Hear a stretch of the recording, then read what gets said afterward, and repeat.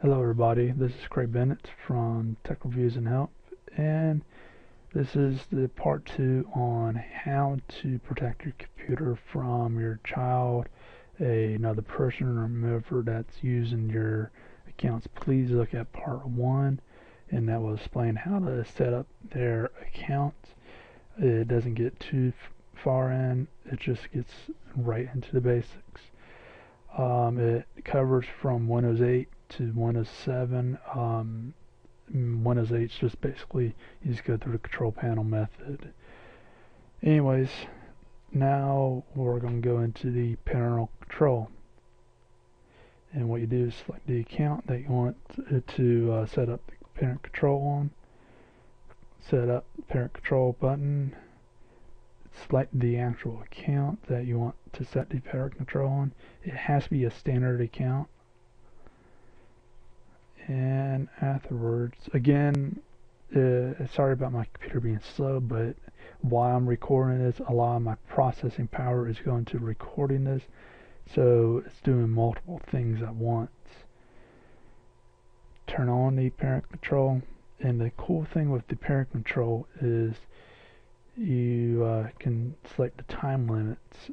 So say for example Sunday night,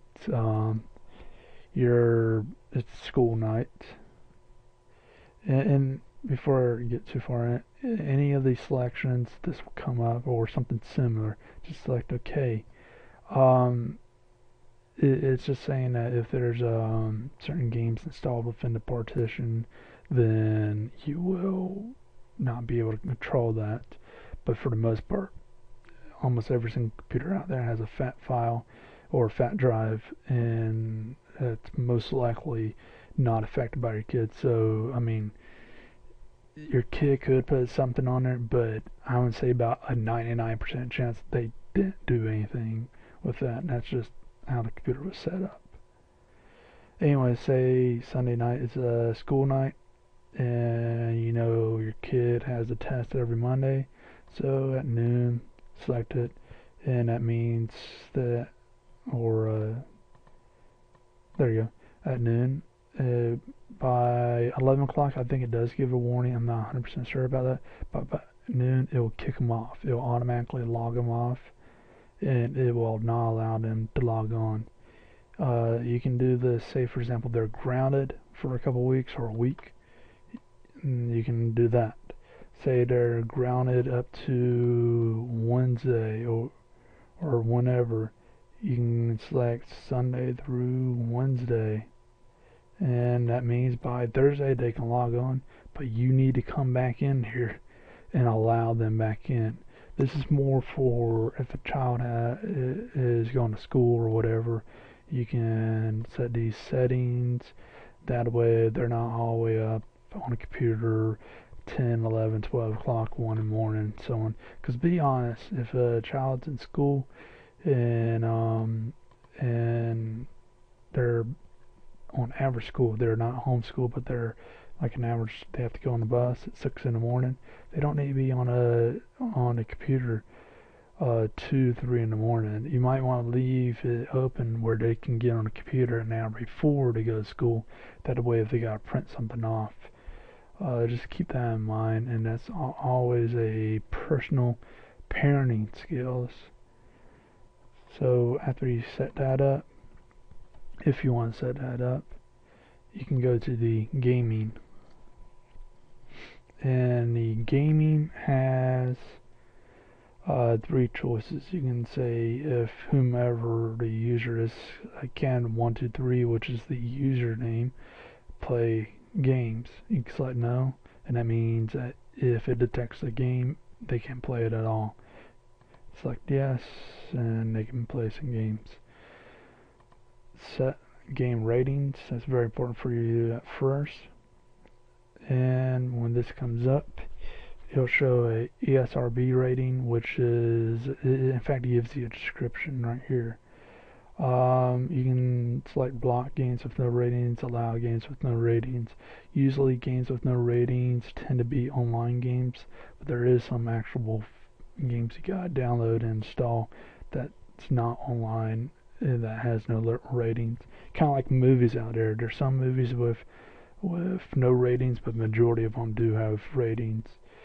So anyways, if they have any online interaction, this will actually keep them from going on. And you can go through here, select what you want, select what you don't want them to be around, and that way you know that they can get some educational games, but there's not going to be blood, guts, and gore. And majority of that is anything above every 110. Pretty much, I would say every 110 and before is good, especially the first two. But it's obviously up to the whomever's setting it up on how they want to set it up. You block or allow specific games. This also goes into blocking online games, blocking certain type of games. Say if you don't want your kid playing MMOs, massive online playing games like World of Warcraft, Eveline, stuff like that, then you can block it. It says right here, always allow, always block, or set your user ratings. Your default mode is the user ratings settings, and this means that, say for example, you're okay with them playing a casual game as long as it's say E10 or whatever you put. And it will even go into certain games. I believe on here it has World of Warcraft.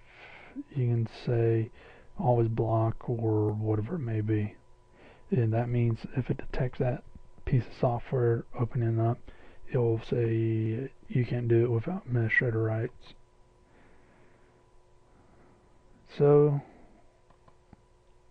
again, my computer's slow because I'm recording. So the next thing is the actual programs. The programs I'm not going to show you because that'll take a long time for me to show.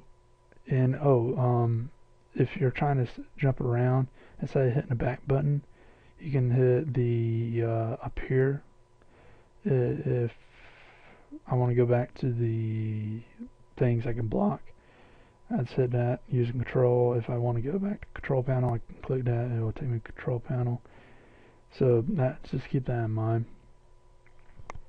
But anyways, blocking and allowing certain programs, you can say that they're not allowed to use any program, or they can use, in fact I can click that and show you that a little bit. You can say they're allowed to use certain programs like Word, Outlook, whatever. They can use all programs or only programs that you allow. I'm not going to click on this because it's going to take forever to load, and also it's not really clear what's going on when you watch someone else, because you have to click piece by piece on which software that you want. It's better to just have it where they're not installing new software and take off the old software that you don't want them on. That way, if you don't want them on certain games, just uninstall it. And if they want to install it, since they're on a standard account and you are an administrator and your administrator account has a password, that means that that they have to get your permission. Alright, anyways, this next part is going into the actual bits of the core file, and this is very critical for you to follow through. There's two things. You can go click this little icon, it'll take you to the Explorer icon. You can click computers, they basically take you to the same place. And the first thing you want to do is make sure you're on an administrator account, because a standard account cannot change this, and you do not want the standard account changes at all. So you go to the C drive, scroll all the way down to Windows. and then scroll all the way down to System 32. If you see your child or whatever in System 32, they have no reason to be in there, and you need to completely kick them off the computer because they're trying to redo, and they're trying to get back into the system to allow themselves to whatever site. Alright, and then you need to scroll down to drivers. And notice I'm using these little icons on the side. It's a little quicker. Go to etc and host. Right click that, and I guess there's not open with. Just double click it. If you don't see it open with, if you do see open with, say notepad, make sure it's notepad, and just click OK. And here's the thing, when you make any changes on this, you some certain security software will come up saying that you have some spyware or something like that, or a potential. You need to say that this is okay, to say flat out ignore it. Other words, what you just did was in vain. Because this is a core file and it will stop whomever using this computer at all from going to whatever website. And let me show you right here what I mean. This is MySpace. So I select right here, click enter, and it refreshes, goes to MySpace. And while it does that, I go to the notepad. And again, my computer's slow because of the recording. Anyways, the thing that you want to do is select this number right here.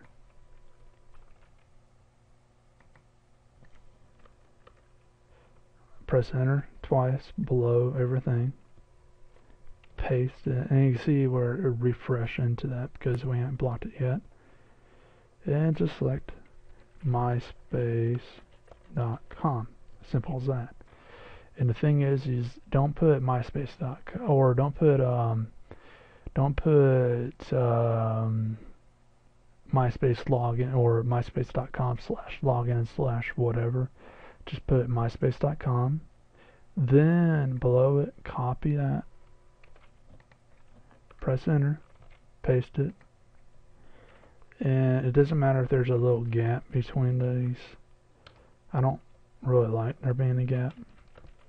But what you do is press www. And that way you got both myspace.com and www.myspace.com. That way if they type in myspace.com, it will say it can't find it. But if they go to some search engine or they type in www, then it will find it. But here, if they type in www or whatever, it can't find it. They go to search engine, they can't find it because it will take them to this.